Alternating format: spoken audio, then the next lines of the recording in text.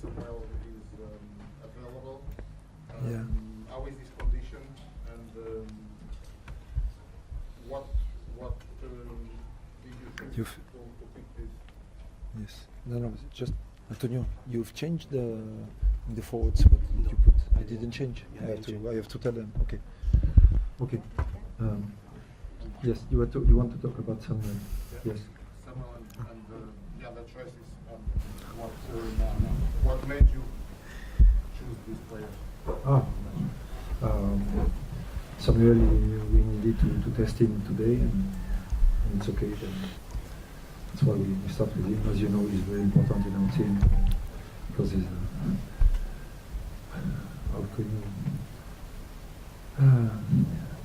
He's the making decision player.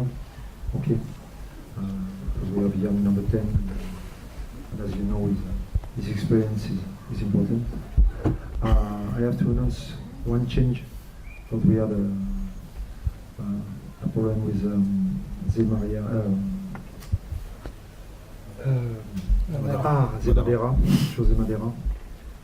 who had a little pain on his calf, and was trying to run slowly this afternoon. We are ready to wait until tomorrow, but we know that he won't be in capacity to play. Then Martin Bell will be in the starting game, and Thibaut Freitas will be on the bench with David Wallisch.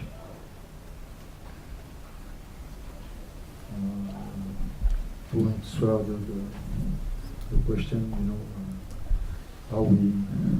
why did we choose this team? We think it's the best team to compete Saturday. Wales has announced their squad yesterday. It's a squad with a lot of changes comparing with the match against Fiji. How do you see the starting 15 of Wales? It's close to the team that played against South Africa. We have shown that they could resist physically, even if at the end it was a bit difficult. But we knew it would be like that, because when you know Fiji and now the way they play, they are so physical.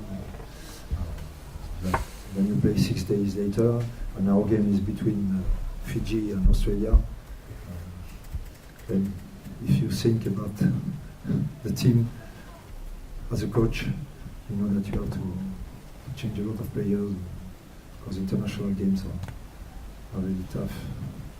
And when you play Fiji and Australia, who are maybe the two most physical teams in this pool, it's logical to do that choice. So it makes no difference this starting 15 or not all?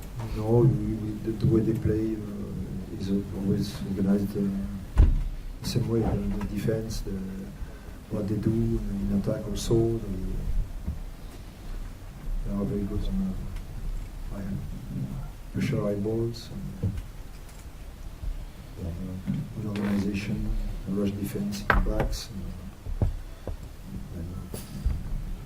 There is no real surprise. Maybe they will change some things that we are not waiting for, but we will discover it during the game. And if the forecast is what is expected, it's going to be difficult to play good rugby if it rains a lot. About that, the forecast. Yes. Going to be raining. How does it affect our plan of game? Our plan? I think we won't send the ball to the wing immediately. If it's like that, we will have to adapt, like all the rugby teams. We will have to play rugby that can be competitive with the weather conditions. That's all. Yeah. Patrice, having watched the opening weekend of action, and obviously 16 years after Portugal's first appearance at the tournament, what's the excitement levels like in the squad to finally get going this weekend? the excitement. I think it's players are very excited and maybe too much because the session this afternoon was a bit difficult. Until Tuesday it was good. We could control what they were doing, but today it was everybody was a bit nervous on the pitch, and I think it's because we are close to the game. We've announced to the players the team, and I think that's why it was a bit difficult for all of them to keep controlling and to keep quiet and controlling what they do in the session. I can understand that because for all the players in this group, they will discover the World Cup and they've seen how physical were the games in the opening weekend. And I'm sure they want to compete, but it's always difficult in the last sessions when you discover a new environment. And with so many French links in the squad, does it almost feel like sort of a home World Cup in a way, with so much support around? Well, you know we have 7, 8 French players who are born in France. All the other players are born in Portugal. Then it's not. No, it's a Portuguese team, and with a majority of Portuguese rugby players. Even a player like Francisco Fernandez was born in Portugal, even if he arrived in France 2 years old. For some of the players, yes, it will be a bit different because they will have their family. But I think Portuguese players will also have their family following them in the stands. And it's on the World Cup, it's completely different from what they live. They're used to live in the French Championship. But they have to discover it. And from the 2007 squad, have you brought in anyone for any particular insights, like Vasco or Gonzalo Uva? Has anyone kind of addressed the squad about? But we already have a player in the staff, a former player, Luis Pissarra, and he has already talked about his experience. And in Dubai, he talked about the last game before the game against USA. He was talking to the players about the last game against Uruguay when they qualified in 2007, how they were prepared, and he started to explain the players also that they mustn't be too much nervous. Yes, but no, we are not. There are some contacts with the group, the squad of 2007. I know the players have done a video for them. There is a link between the generations, yes, but yes. Because you know what it's like as a top-class player to be here at a Rugby World Cup. But what does it mean to you to be back here as a coach, albeit for a different side? How special is it? Oh, I don't really think about this type of thing. I'm a player. It was a long time ago. Then I can't compare. I was here. Last World Cup was in 2015 with the French staff, and the expectation were yes, completely different. Here it's team Portugal. Everybody is not expecting Portugal to qualify for the quarterfinal. Then it's a different pressure. But I feel that all these players want to show that they deserve to play this World Cup, and that they can play a good rugby, and maybe exciting rugby also. But maybe the weather won't give us this opportunity Saturday. But it's completely different. For me, I can't compare because it's a different way to live this World Cup. I really I'm here as a coach to help them to give their best in this World Cup. It's my job. I can't compare with when I was a player. They were not born. They don't care about that.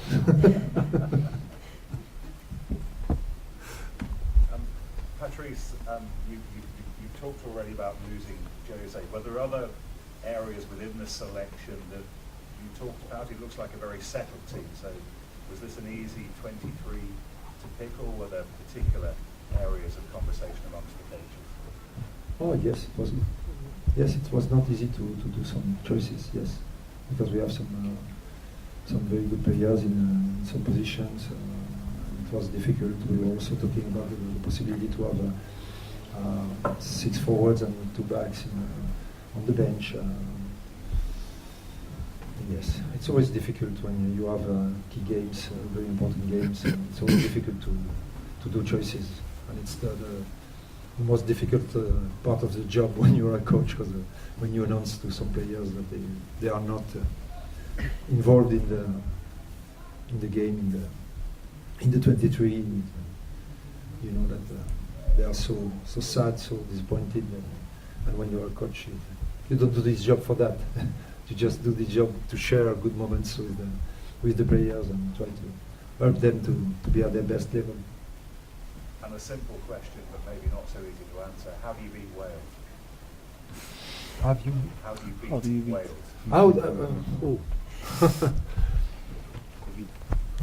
COVID. Play with the players today. I don't know. I don't have a crystal ball, you know. How can I beat? How can Portugal beat Wales?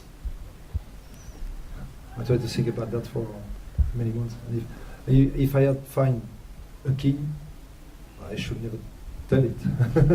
And it would be so pretentious to say that. No. As I explained since the beginning, we have to try to play our best rugby.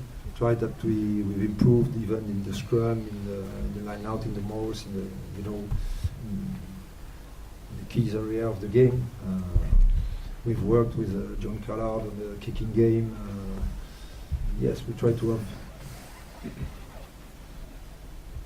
no weakness, but you know, at that level, it's really difficult when you play a team like Wales. We played the semi-final of the last World Cup, even if they don't seem to be at their best level. You've seen against Fiji, they could defend 247 tackles. Yes. And we don't have Radradar, Trisora. We can't copy the strategy of Fiji. We don't have their power, but we try to play with our identity, and we'll see what happens. But if we could win, I think we would be very, very lucky. Maybe. What does it mean as Portugal player to be in a World Cup? Of course, is really special for us. I think the 2007 squad really inspired some of these players to play at their very best. For example, Nuno started to play because of the 2007 generation, and that's what we're looking for: is to inspire young kids and grow the rugby in Portugal. And then as players, it's really special to be amongst the best in the world. And in the end of the day, we just want to show our qualities and our best rugby. And what do you think about Wales? You've seen them play. What are their strengths and how do you impressed with how they beat them? Yeah, of course we know Wales. They were in the last semi-final of the last World Cup. Then we know that they've been one of the best teams in the world for the last few years. As Patrice said, they're not on their best level at the moment, but still it's a long way to go for us to be at their level. But in the end of the day, we have to be at our best to beat them. We're confident. We want to show our best rugby, but still we know the reality. We know where we stand at the moment, and we really need to give the most of us to beat them. So their strengths, of course, I think it depends a bit on what kind of game it's going to be. If it's going to be rainy, I think they're the same as they did against Fiji. They kicked a lot of high balls, put a lot of pressure on our back three. That is one of our strengths. But it depends. If it's not rainy, I think we'll be able for sure to keep the tempo of the game, and we'll get a fast game for sure. So I think we're going for a big bet on that. And one thing, do you think you can inspire the generation back home, like 2007 inspired you through your days? Yes, of course. I think every young kid, every young generation needs a team to look up to and a team that wins and get results. And to be present in the World Cup, it's the best result we could get. So I think for sure we're going to inspire young kids and grow the rugby back in Portugal. Mike, en français. Vous avez pas 2 jours, la deuxième Coupe du Monde seulement de l'histoire du Portugal. Quel est l'état d'esprit dans le groupe? Tu as tout à l'heure qu'il y avait un peu trop d'excitation aujourd'hui à l'entraînement. Comment tu le ressens, toi? Non, bah évidemment qu'il y a beaucoup d'excitation pour tout le groupe parce qu'il est jeune et on va jouer une Coupe du Monde, pour la plupart une première Coupe du Monde. Donc et voilà, on a à cœur de faire une belle Coupe du Monde, de montrer une belle image du rugby, de montrer ce qu'on travaille depuis 4 ans, d'embêter des nations comme le Pays de Galles, la Géorgie, l'Australie et les Fidji qui sont dans notre poule, comme on avait pu le faire avant face au Japon ou l'Italie. Maintenant voilà, on est tous très excités de démarrer ce match samedi évidemment. Embêter les nations, le Portugal en 2007 a marqué un essai au moins chaque match. Est-ce que ça peut être un objectif encore cette année? Oui évidemment, mais en toute honnêteté j'espère qu'on en marquera un peu plus, mais parce qu'on est depuis 4 ans avec l'arrivée de Patrice, on produit du jeu et beaucoup de jeux et c'est ce sur quoi on veut tendre et j'espère qu'on va comme je te dis embêter les nations contre lesquelles on va jouer durant cette Coupe du Monde. Steve, could you explain what it is for you to play the World Cup and how you go into the sport and what you can hope to get up in this next few weeks?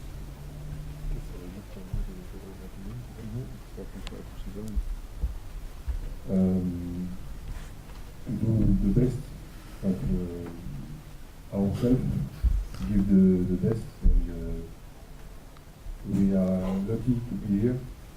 It's a great opportunity to play a World Cup. And sorry, my English is not very good.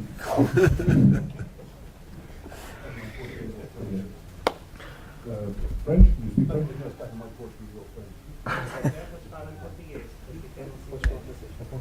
Ok. Je suis très content de faire cette Coupe du Monde. Et, je suis très fier de faire cette Coupe du Monde. Et j'espère qu'on va faire le meilleur match possible. On va essayer de rivaliser avec les très bonnes équipes et qu'on va donner le meilleur de nous-mêmes. Et voilà.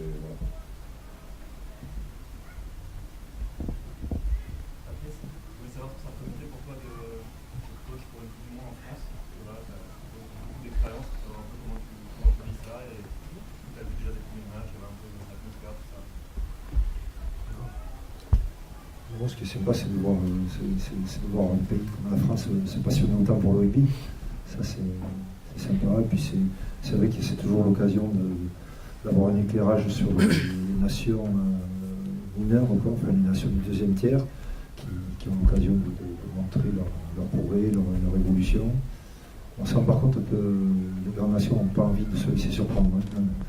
Il y a eu quelques accidents dans le passé, mais là, quand je vois l'approche de la compétition, je me dis qu'ils sont tous très au point. Je pense que dans les stratégies, ils vont travailler comme si c'était des gros matchs. Quand je vois l'approche qu'il y a, et si ça doit passer par une destruction massive, par 1 heure de combat, je pense qu'on y aura droit, quoi. C'est un peu le sentiment que j'ai lorsque je vois ce début de compétition. Mais c'est vrai que c'est sympa de le vivre en France parce que bien sûr, on a les amis, la famille qui sont là et voilà, qu'il y a beaucoup de supporters dans les stades. Voilà, on peut profiter encore plus de l'ambiance.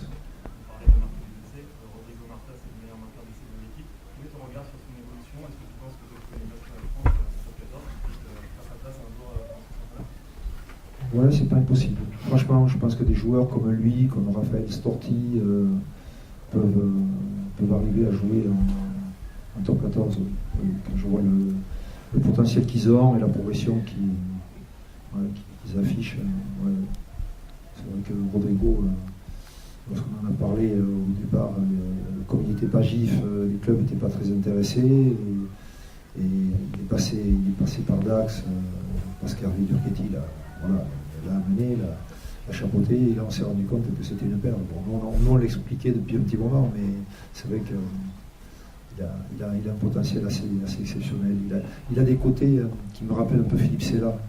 Il n'est pas monstrueux, mais il est très explosif, très dynamique, il va vite. Et c'est un joueur qui est vraiment étonnant. Et puis en général, plus le niveau de jeu s'élève et plus il est capable de répondre. Donc, c'est vrai que ça va être intéressant de voir comment il s'exprime dans cette Coupe du Monde.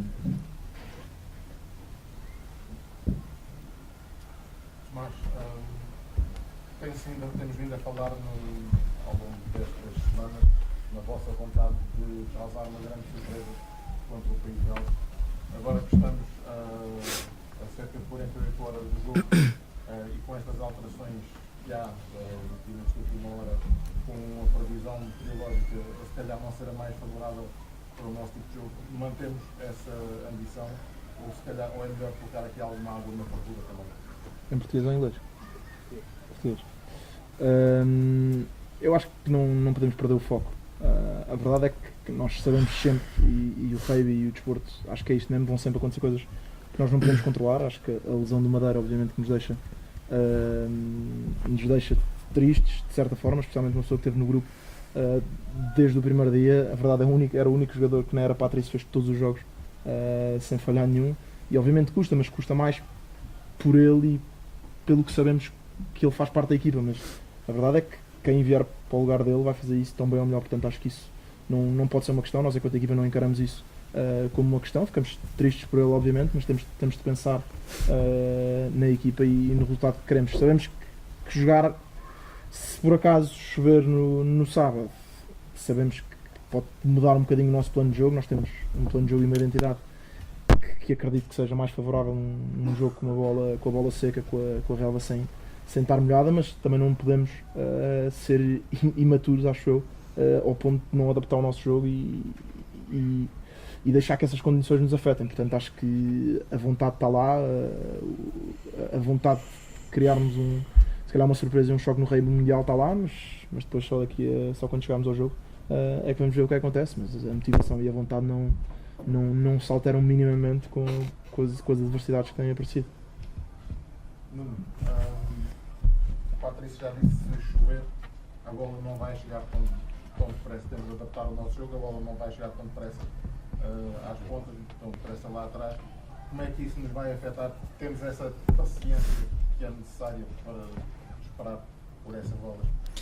Eu acho que sim, nós aquilo que nós temos vindo a fazer também trabalha um bocadinho isso. Obviamente que o nosso ADN vem muito dessa parte de jogarmos rápido, jogarmos a bola no canal 3, mas obviamente que temos essa capacidade e o Patrício também nos ajuda bastante nesse aspecto e falamos muito disso. Caso a bola esteja molhada e que já aconteceu antes, sabemos adaptar e mudar um bocadinho o nosso sistema, mas a bola há de lá chegar.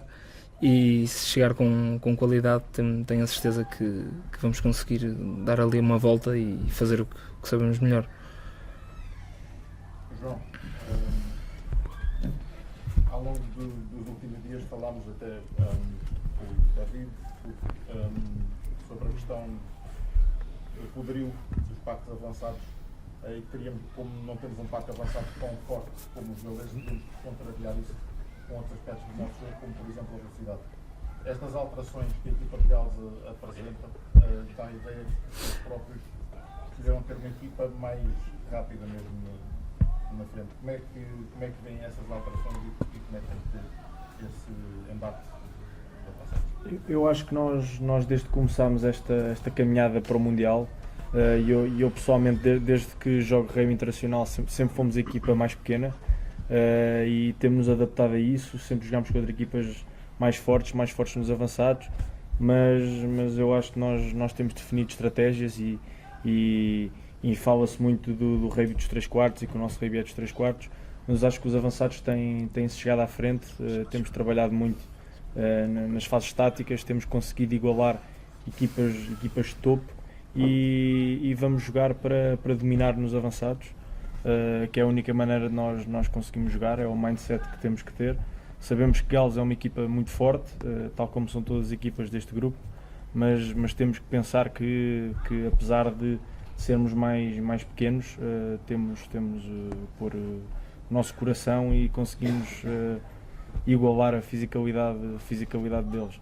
Acho que as mudanças que houve na equipa de Gales, acho que a intensidade vai ser a mesma, são jogadores profissionais e são jogadores que jogaram contra a África do Sul, que é talvez a equipa mais física do mundo, e cabe-nos a nós chegarmos à frente e se estiver a chover temos que ser nós a